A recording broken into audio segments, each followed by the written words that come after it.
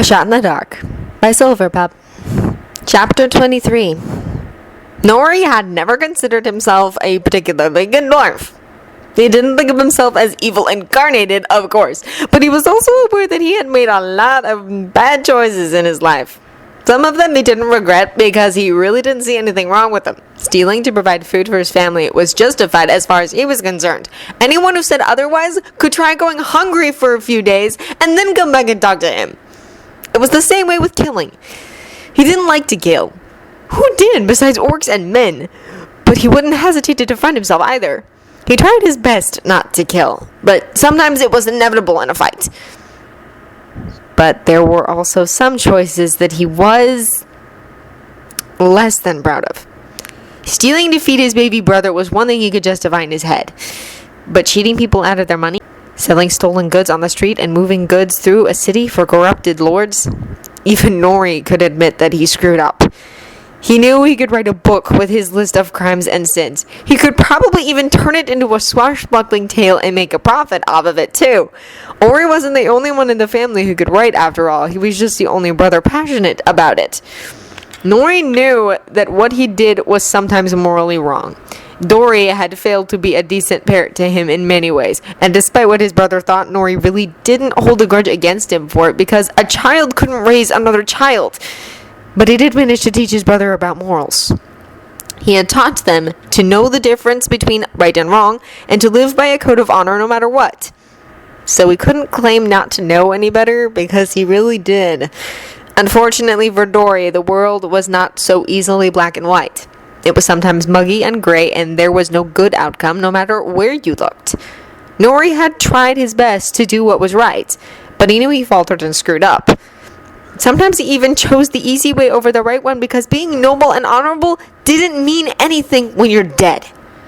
Nori knew his crimes and accepted that Dori would never quite look at him this way he did when they were children. But it was all worth it because it was him who put food on the table whenever Dori lost his job. It was thanks to his dirty hands that Ori was able to go to school and that Dori was able to keep his house. He was the one who paid for the healers when their mom was dying, and it was him who ensured that Ori survived it. Nori knew he would go to his grave without ever regretting his deeds because every single one of them had been made for his brothers. Dori could never understand his line of thinking, but he could see that Bilbo did. The hobbit so easily risked everything he had just to keep their company alive and safe. At first he was amused by the blunt little kitten, and Bilbo would always be a kitten to him because only a kitten would snarl and hiss at someone thrice his size and his unapologetic methods. But somewhere along the way, between the Misty Mountains and Mirkwood, Nori found himself growing attached to the hobbit. He found the fussy way he worried cute, and his obliviousness charming. Somehow the kitten managed to dig his claws under his skin and into his heart. When he finally realized he cared about the hobbit, he also came to the realization that said habit had zero self-preservation. Bilbo was quite possibly the stupidest son of an orc he had ever met in his life. He recklessly threw himself into danger at every turn and failed to realize that he was not in fact immortal. He walked around and acted as if he was the size of a troll instead of a sprout, and how he ever made it to 50 was a mystery that Nori knew would haunt him for the rest of his life. All in all, the burglar needed looking after, and the thief was determined to see that he got it one way or another. After all, Nori always did what was best for his brothers, whether they liked it or not. To Bilbo's surprise, Beorn arrived 2 days later to join in the battle. "I saw the bastards joining up for Mirkwood," the shapeshifter explained to Thranduil and Bard, towering over the two tall males easily. "Figured you would need the help, so here I am." "We wouldn't turn down another ally," Bard said, nodding up to the giant. "This battle will not be an easy one to win, so thank you for coming." Beorn shrugged his colossal brown shoulders. "I figured that, should you lot all die, then they would turn their beady little eyes on my land. I'd rather stop them here with all of you than face them alone." "Wise of you," complimented Thranduil, though his deadpan voice ruined the compliment. "You may stay if you wish it. Tadiel will find you a place to rest." The captain stepped forward and pressed her hand to her chest and gave Beorn a short bow.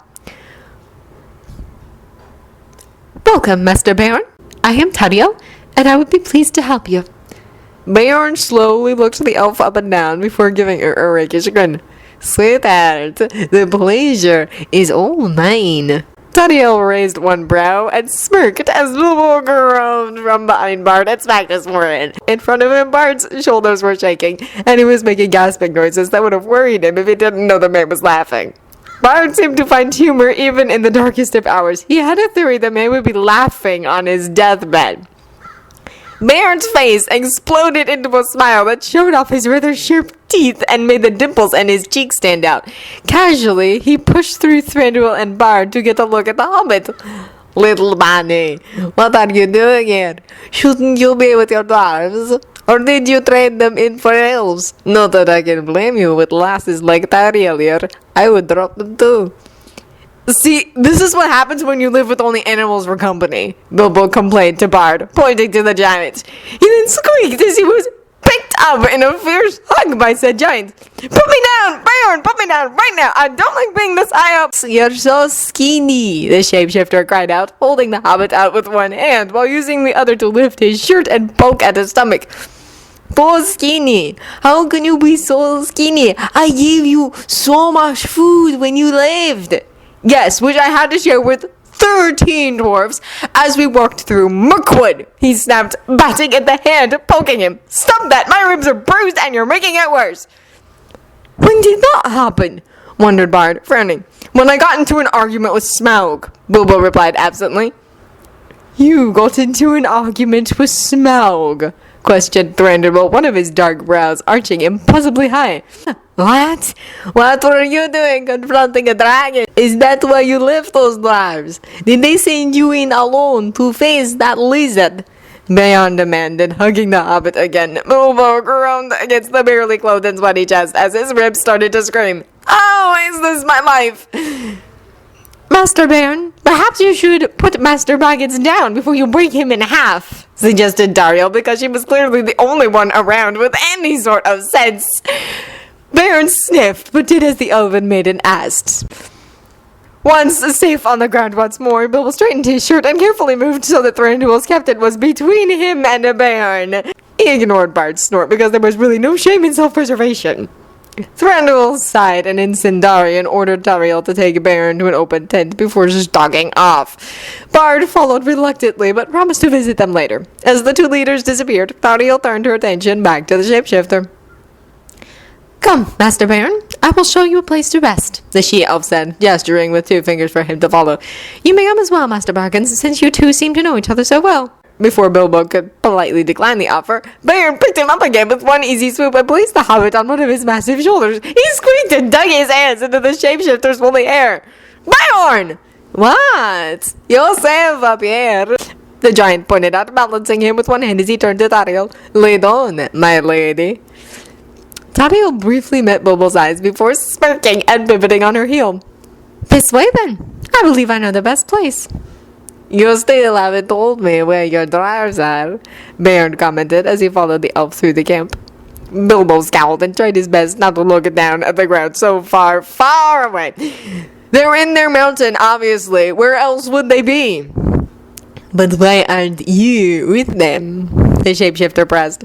Because I was kicked out by their king, he replied tartly, digging his fingers tighter around Beorn's thick hair as he slid down the man's shoulder slightly. Beorn wrinkled his nose and hoisted him higher. Who was their king again? The hobbit felt his heart hiccup and tried not to show it. The broody one. Oh, him. Now, why would he do that? The shapeshifter wondered. It's a long story. Ask Gandalf or Bard about it later, he replied, not wanting to speak of the offense again. It was hard enough not thinking of Thorin and the others. He really didn't need to relive what happened again. Beorn shifted and tightened his grip on Bilbo's hip. I think I will. Tariel did not stop until she came to nearly the end of the camp, where a large and open tent sat. Is this acceptable, Master Beorn? It's perfect, assured the shapeshifter as he finally set the hobbit down. Thank you, my lady, for leading the way and gracing us with your lovely company. The elf smirked, obviously finding the giant amusing instead of charming. You're welcome. Now, Master Baggins, are you planning to participate in the upcoming battle? Of course. Do you think I came here for your king's company? He replied, rolling his eyes. I would rather face Smaug again. The elf blinked once, twice, and then threw her head back and laughed. Her laughter reminded him of his grandmother's wind chimes when they got caught in the breeze, and Bilbo was suddenly struck by how beautiful she truly was. With her red hair and hazel eyes, Tauriel was like the first hint of autumn when the air began to cool and the leaves began to change from green to gold. If he stared long enough, he could even see the hints of amber in her hair and the sprinkle of emerald in her eyes. No wonder Keeley was so infatuated with her, he thought, and then winced as he recalled the prince. He had not gotten a chance to say goodbye to the two brothers. He had not gotten a chance to say goodbye to any of them. You have a very bold tongue, complimented Tauriel, crossing her slender arms over her chest. I like that.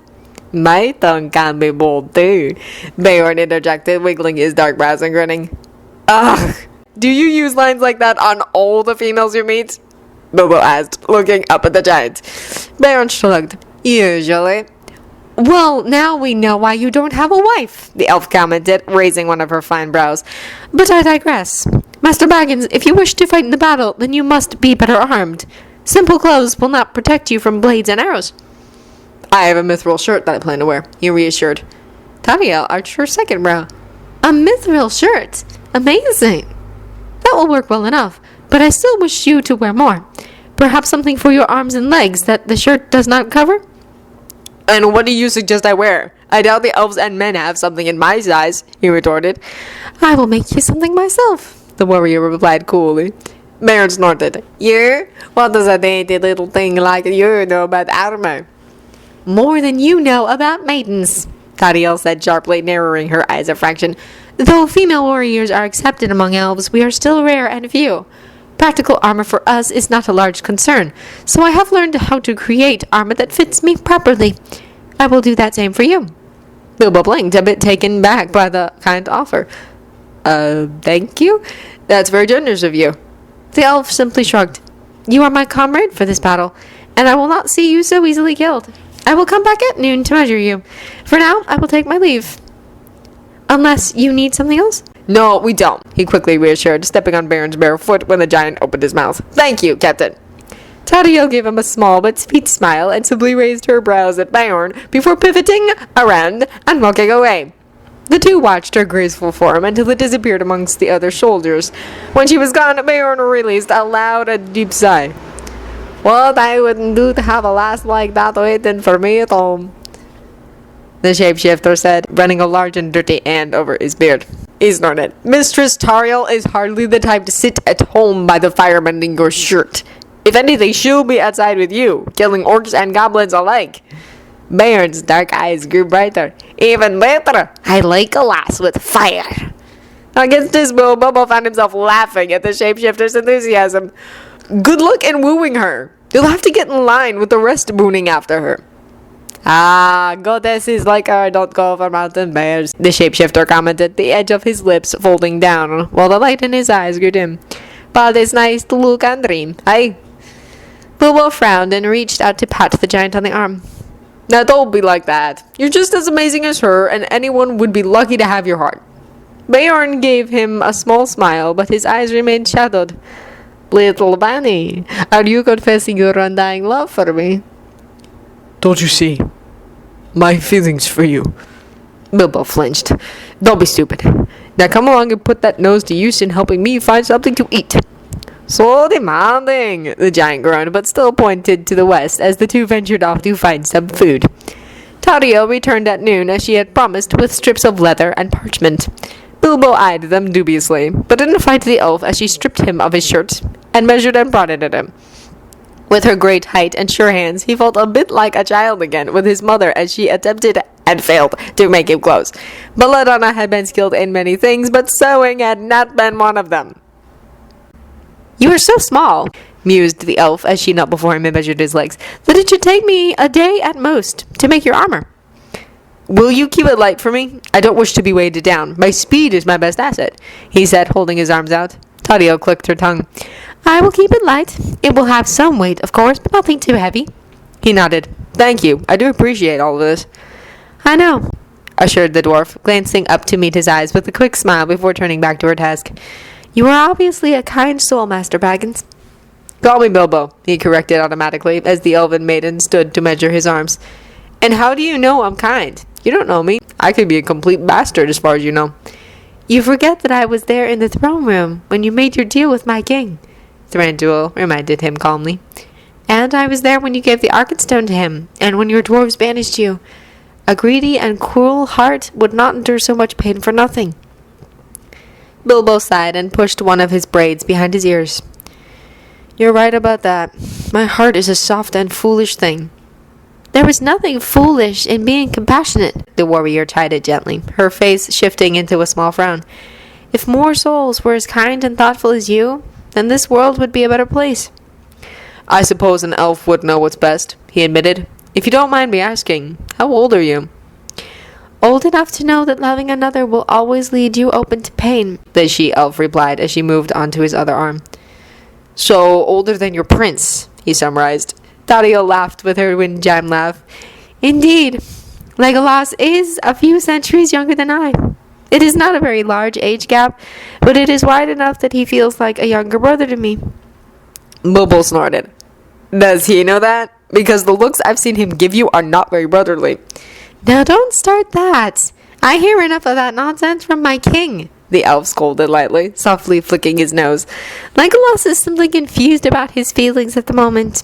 He thinks he loves me, but what he really loves is the idea of being in love. My prince is a romantic at heart and has built up this notion that the greatest of loves starts as the greatest of friendships. He thinks I fit into that fantasy when I really don't. In time, he will come to understand that we are really quite ill-matched for one another." "Have you spoken to him about this?" he wondered, raising his brows. "I think it would be best to set him straight before anything happens, don't you think?" "I tried, but he will not listen," she replied, rolling her eyes. "He is a stubborn little fool, much like his father." Bilbo wrinkled his nose. "Legolas is much more pleasant to deal with than his father." "He is, but my king is still better company than some elves I know," Thranduil mused as she finally finished taking her measurements. She rolled up her parchment and leather and rose to her feet in one fluid move. "I will work on it tonight, and you can try it on in the morning," she explained, looking down at the hobbit. Bilbo nodded as he tugged his worn and dirty shirt on. "Take your time. I don't want you to lose any rest on my account." Tauriel shook her head and gave him a smile that made her high cheekbones even more obvious. "It is not a problem. I do not need as much sleep as most races." "But you will still need to be well rested for the battle," he retorted, pointing a finger at her. "Don't neglect yourself on my behalf. You are far more important to this battle than I am." Tauriel stared at him for a moment with unblinking hazel eyes. He stared back as he finished buttoning up his shirt. "Yes?" "It's nothing," the elf finally said, blinking her eyes rapidly and looking away. "I will speak to you later, Bilbo. Good day." Bilbo watched the elf glide away before shaking his head. If there was one thing that crossed all species boundaries, it was that males would never understand females. Bilbo spent the rest of the day seeing to his supplies and making sure that Beorn was comfortable. The shapeshifter was easily pleased and needed little, but the reassurance that none of the elves would bring any cooked meat near him. If they did, he promised he could not be held accountable for his actions. Bilbo promised him he would keep the meat out of view and would discreetly warn the elves. He carried out this mission until night fell, and Bard came to drag him off and bully him into eating. "You do realize I'm not one of your children, yes?" the hobbit asked as the man forced into his hands a bowl of what was supposedly stew, but was a questionable, vivid red color. "Despite the whole height thing, I'm actually a lot older than I look." "Then you should shut up and eat your food like the adult you claim to be," the bowman pointed out as he served himself next. Bilbo gave him a dirty look but dutifully took up his spoon. "I'm not sure I like the look of this stew. Is it supposed to be so thick?" "Bilbo, the elves of Mirkwood aren't known throughout the land for their cooking skills," Bard pointed out as he snagged 2 rolls and passed one to the hobbit. "Just be thankful they only made stew. This morning they were wondering what burnt squirrel on a stick would taste like." "Awful," he reassured, but recalled the time the dwarves had tried to cook the squirrels from Mirkwood. It had been a scarring experience for them. "Tell them to stick to rabbit or fish or even elk. Anything but squirrel." "Careful. They may take that as permission to start roasting the spiders, the man cautioned. He wrinkled his nose and gave his companion a disgusted look. Beorn, I thought you wanted me to eat. The bowman waved a lazy hand. Right, sorry, ignore that. I will, he muttered before taking a cautious slurp of his stew and immediately regretting it. Ugh, what did they put in this? Spoiled vegetables? From the color, I'm going with the blood of our enemies, Beorn declared as he sniffed his roll and then made a face. And the bread was obviously made from the tears of their widows. Bilbo grimaced at the description, but it is best to take another spoonful. He needed to eat, after all, and it would be rather rude of him to turn down the meal the elves worked so hard to prepare, even if it did taste like dirty dishwater. Azog's army has been spotted, the man said casually as he dipped his bread into the stew. The king estimates they'll be here by noon tomorrow if they don't stop for breaks. He felt his stomach clench and knew it had nothing to do with his meal. Are we ready to face them? No, but we can't change that, the bowman replied, shrugging his broad shoulders. We will face the orcs and goblins tomorrow, one way or another. Bilbo sighed and settled his bowl in his lap. So we will. Are your children safe in Lake Town? I would think the army would come through there first to get to us. Bard nodded as he ripped apart his roll. I left them with their mother's sister. Lake Town was evacuated when the Elven King passed through, so I shall take care of them. Some of the elves stayed behind to help them leave on boat up the Forest River into Mirkwood. They will be safe there. Thranduil did that? He asked, blinking a few times. I didn't think he cared about anyone outside of his own kingdom. He doesn't usually, but for some reason he's always helped us, the man replied, pushing a few loose curls behind his ear. I think he feels guilty over Dale. A good portion of us are descended from survivors of the old city. I think he feels that he owes us for not helping our ancestors the day Smaug came. Really? I wonder why he doesn't feel that way over the dwarves, the hobbit mused, tapping his spoon against the edge of his bowl. Bard simply shrugged. I can't say. Perhaps he can't let go of those centuries of hate and rivalry. Maybe he does feel guilty and is just hiding it behind a mask. Who really knows what goes on in the Elven King's head? Bilbo pressed his lips together and thought of the way Thranduil's face had broken into honest remorse when Thorin had died the first time around. He thought of the little cracks in the king's mask that he had glimpsed so far that hinted at an emotional and passionate being underneath. He thought of Legolas and his silver laugh and unwavering kindness and loyalty, and the way Thranduil's eyes always thawed for his son alone. He thought of it all and wondered if perhaps the king had more compassion in him than he realized. You look deep in thought, the bowman commented as he finished his roll. Are you thinking of the dwarves? No, I wasn't. I was simply reflecting on something, he replied, shaking his head clear and making his braids smack him in the face. Bard raised his brows and tilted his head to the side, making the fire cast dark shadows across the sharp planes of his face. Sure. You know, I think you're the first person not to ask me if I'm fine or not, Bilbo mused, deciding to change the subject because he really didn't feel like thinking too deeply over the moral integrity of Thranduil. The man snorted. I don't have to ask when I know you're not. Actually, I'm impressed with how much effort you're putting into being normal. I have to because I can't think of them right now, he admitted. If I do, then I'll falter. And if I falter, then I will be useless in the battle tomorrow. So I must ignore them and focus only on the orcs and goblins. Bard blinked his dark eyes slowly and tilted his head even further. Do you need a hug? Because if you do, I know a guy. Bilbo laughed and threw what was left of his roll at the man, who predictably ducked. When I end up throwing up this slop later, I'm aiming for your face. Can you reach that high? Do you need me to find you a stool? Wondered the bowman with a wicked smile that made him look younger and boyish. Sleep with one eye open, he warned, waving his spoon at the bowman. Bard gave him a lazy salute, and Bilbo found himself laughing again. He really had no reason to laugh with what had happened and what was to come, but at that moment, laughing was really all he could do. For in the morning, they would go into battle, and he could not say if he would ever see Bard's roguish smile ever again. After tomorrow, Bilbo didn't know if he would ever smile again.